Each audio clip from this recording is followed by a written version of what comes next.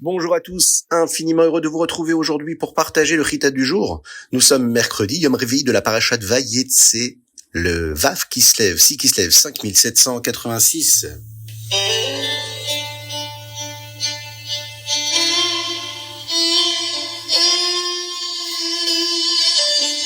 Aujourd'hui, c'est un jour très particulier, le 6 Kislev, nous célébrons les Tnaïm. Les Tnaïm, ce sont les accords prénuptiaux du rabbi de Lubavitch et de la Rebbetzen, de la rabbinite Chaya Mushka. Le 6 Kislev, quelques jours avant le 14 Kislev, où nous allons célébrer le mariage du rabbi.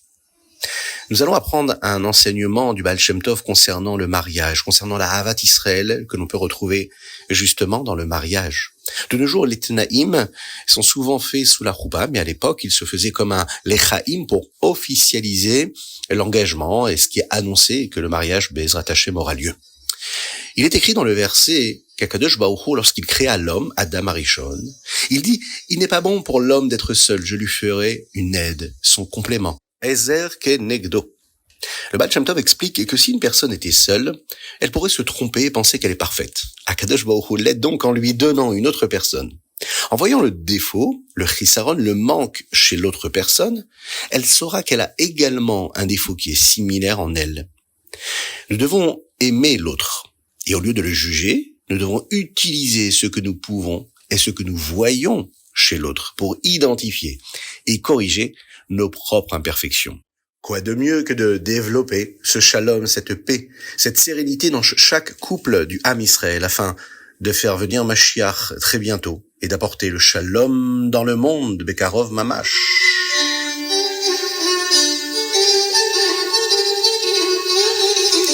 Et nous démarrons avec notre Chumash. Aujourd'hui, nous allons parler de la naissance des derniers Shvatim, des dernières tribus du Ham Israël. Réhouven, le fils aîné de Yaakov Avinu, se promenait un jour dans les champs. Au moment de l'année où le blé était prêt à être coupé, il trouva des fleurs qui sont appelées dans le texte doudaïm, en français des mantigores. Sachant qu'elles étaient spéciales et qu'elles pouvaient aider à la fertilité, et sachant également que sa mère désirait un enfant, il les ramena à Léa. Rachel vit Réhouven donner des fleurs à Léa et demanda à sa sœur si elle pouvait les avoir elle aussi, car elle aussi désirait désespérément un enfant. Léa lui dit « Yaakov t'aime tellement, c'est comme si tu me l'avais enlevé. Maintenant tu veux aussi mes fleurs ?» Là, Rachel lui proposa un marché. « Bien que ce soit mon tour, que Yaakov passe la nuit avec moi, tu peux prendre ma place si tu me donnes les fleurs en échange. » Léa va accepter, et Akadosh Baruch Hu va voir à quel point Léa s'efforçait d'avoir plus d'enfants pour Yaakov et la rendit capable d'avoir un autre bébé. Elle eut des jumeaux, un garçon et une fille. Lorsqu'elle a eu cet enfant-là, elle s'est sentie récompensée. C'est rare. Et pour avoir permis à Yaakov d'épouser Zilpa, elle l'appela Issachar. Yesh Sachar. Il y a un salaire, il y a une récompense à cette bonne action que j'ai pu commettre. Elle eut encore une autre paire de jumeaux. Elle l'appela le garçon Zevulun, car elle dit que Yaakov déciderait sûrement maintenant qu'elle était l'épouse la plus importante, et qu'il déciderait sûrement de résider un peu plus avec elle, et qu'il vivrait Zévoul, qu'il résiderait avec lui la plupart du temps. Si elle avait déjà 6 des 12 Shvatim, cela signifiait qu'elle avait la moitié des tribus à elle seule. Léa réalisa qu'elle allait avoir un autre bébé. Elle va prier à Kadosh Baruch Hu pour que ce bébé-là soit une fille, car elle savait que la plupart des Shvatim étaient déjà nés, et qu'il n'en restait plus que 2 à venir. Si Léa avait un autre garçon, Rachel n'en aurait plus qu'un seul, moins que Bila et moins que Zilpa. Hachem, les textes nous disent, a fait un miracle, un nes. Grâce à la tfila de sa sœur Léa, le bébé changea pour être une fille. Léa nomma le bébé Dina, comme le mot jugement, car elle s'était jugée elle-même et avait décidé qu'elle ne voulait pas que Rachel soit encore plus embarrassée. Et c'est à ce moment que le texte nous dit, Akadosh Baruch Hu va se souvenir de Rachel. Il se souvient qu'elle avait donné les signes secrets à Léa la veille du mariage pour qu'elle ne soit pas elle aussi embarrassée devant Yaakov. Il vit aussi que Rachel craignait que Yaakov ne veuille plus rester marié avec elle si elle n'avait pas d'enfant et qu'Esav voudrait peut-être l'épouser. Hachem écoute les prières de Rachel et va lui permettre d'avoir des enfants. Elle eut des jumeaux, un garçon et une fille. Elle sentit qu'Hachem ne voulait plus qu'elle se sente mal ni qu'elle craigne d'épouser Esav. Elle nomma le garçon Yosef. Yosef qui veut dire et qui signifie ajouter encore. Demanda à Hachem, Yosef li ben acher, qu'Akadosh Baruch Hu me donne encore un autre garçon. Le dernier des Shvatim, Yosef va naître déjà circoncis avec la Brit Mila. De son côté, Yaakov avait maintenant terminé ses 14 années de travail pour Lavan. À la fin de cette période, Rivka envoya sa nourrice Dvora à Padan Aram pour dire à Yaakov qu'Esav n'était plus aussi en colère qu'il ne l'était avant et qu'il pouvait rentrer chez lui à la maison.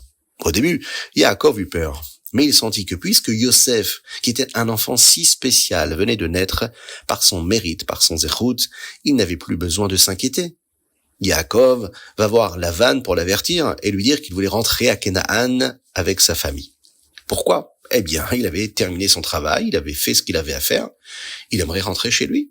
Lavan va lui répondre « J'aimerais que tu restes. J'ai appris par la magie impure, par la Touma, que j'ai finalement eu des garçons parce que tu vivais ici. Auparavant, Lavan n'avait que des filles, d'où le fait que Rachel gardait les moutons. Nous l'avons vu ensemble, et pendant des années, il n'avait pas de garçon jusqu'au moment où Yaakov est arrivé. Et là, Lavan eut le mérite à ce moment d'avoir, lui aussi, des garçons, mais il s'en réjouit. C'est pour cette raison qu'il voulait que Yaakov restât avec lui.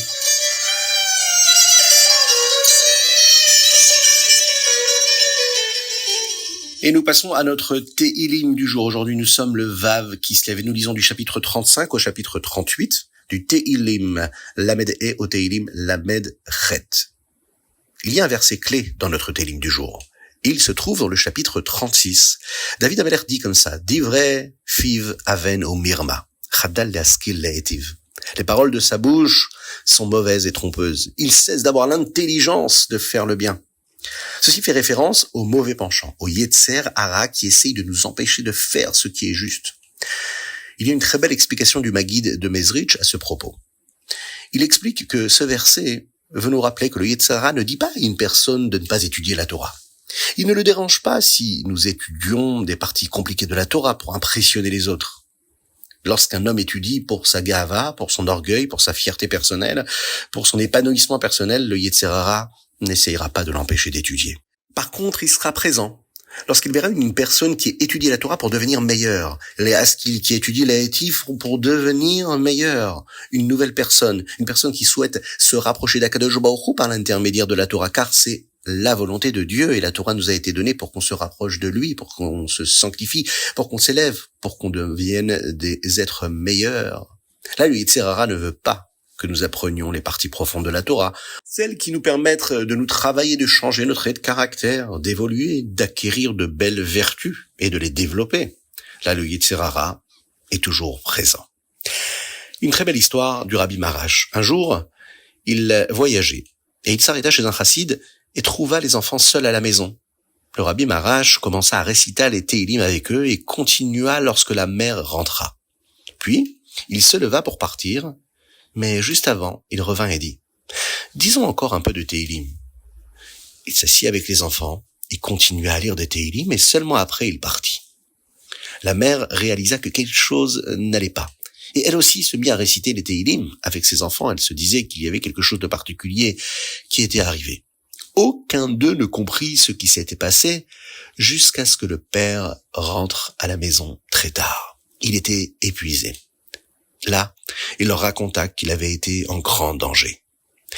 Lorsqu'il raconta ce qui s'était passé, ils réalisèrent qu'ils avaient été sauvés 3 fois, précisément au moment où ils avaient récité les Tehilim.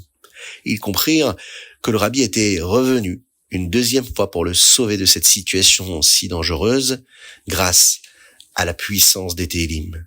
Lisons toujours et encore les Tehilim pour Be'ezrat Hashem sauver le Ham Israël et que très rapidement, nous puissions vivre la Geoula Amitit Ve'Ashlema dans la paix, dans la joie et dans la bonne santé pour tous, Be'ezrat Hashem.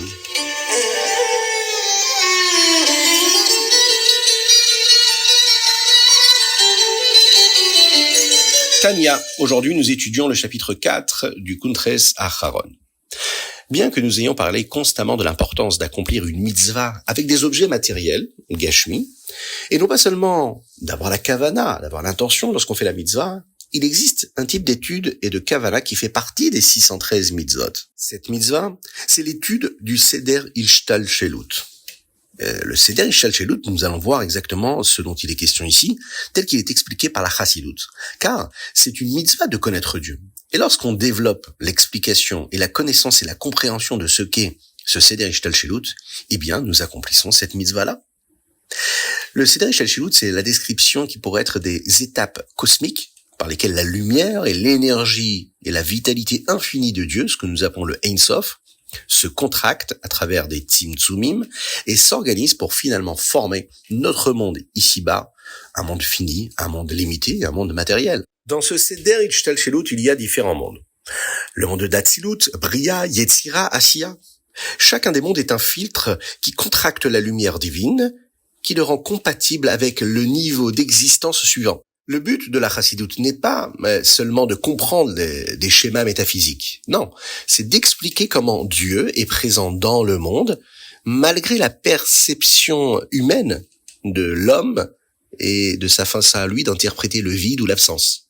Le Seder Ishtalshelut nous montre que la Gashmiut, c'est le produit final d'un processus spirituel qui est continu et constant.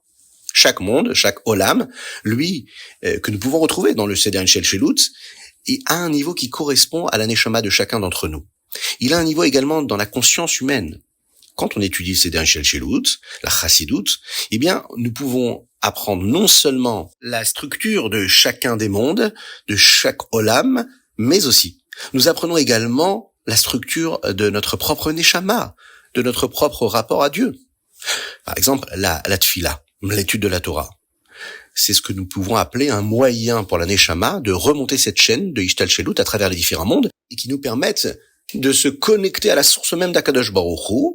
C'est ce que nous vivons à travers l'évolution de la Tfila depuis le début de la Tfila jusqu'à la Hamida, où là on va se connecter à la source, à l'essence même de l'infini d'Akadosh Baruch Hu, avant de redescendre pour sanctifier le monde physique par l'action, par le Maasé.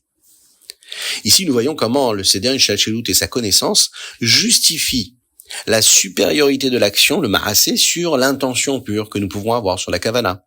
L'acte physique, lui, c'est ce qui permet à l'énergie divine, qui lui a traversé toute la chaîne des différents mondes, d'être ensuite élevé par l'homme, raffiné, et il complète par ceci le processus d'évolution qui est réalisé grâce et par l'intermédiaire du Seder Ishtalshelut.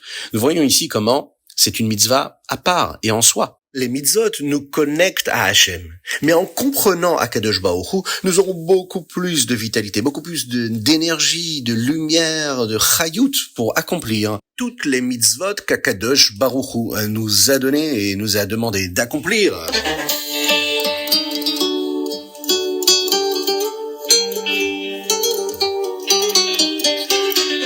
Ayom Yom, aujourd'hui nous sommes le 6 qui se lève. Et nous allons parler aujourd'hui du Kriyat Shema chez Alamita. Nous apprenons comment le Rabbi Rachab, le 5e rabbi de la Chassidut Rabat, explique l'importance de la récitation du Shema juste avant d'aller dormir. Chaque personne a une mission, une shlichut spéciale à accomplir dans le monde. La mission de chacun, celle que le Rabbi nous a toujours rappelée, c'est de rapprocher nos frères juifs à Akadosh Baruch Hu et de dévoiler la présence de Dieu ici-bas sur terre. Ça paraît simple, mais oui, ça l'est.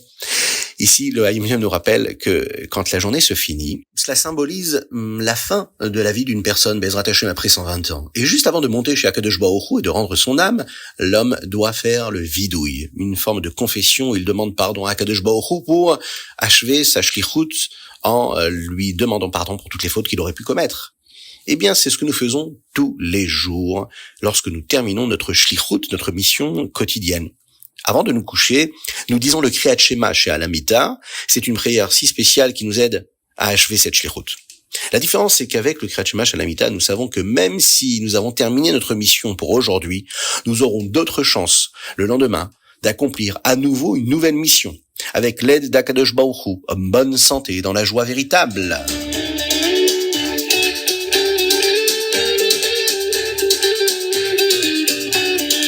Et nous concluons notre étude avec le Rambam. Nous sommes toujours dans les Ilchot Mechira, les lois de la vente.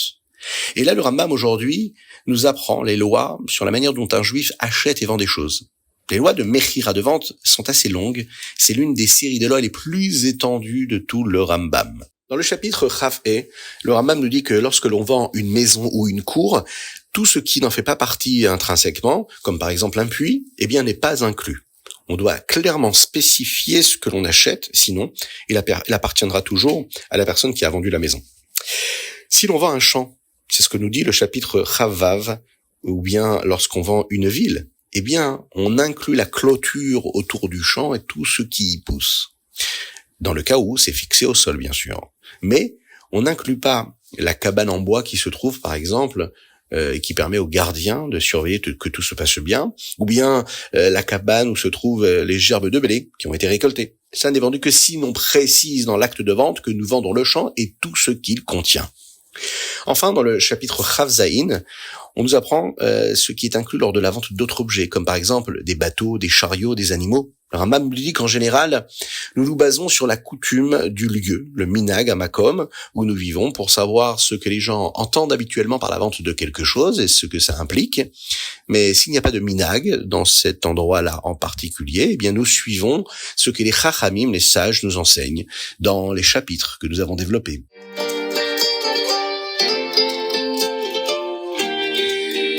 Et voilà, c'était notre Chitat du jour. Je vous invite à vous abonner, à vous associer financièrement, matériellement, physiquement à la diffusion du Chitat du jour. Soyez bénis pour cela, avec toutes les bénédictions du monde.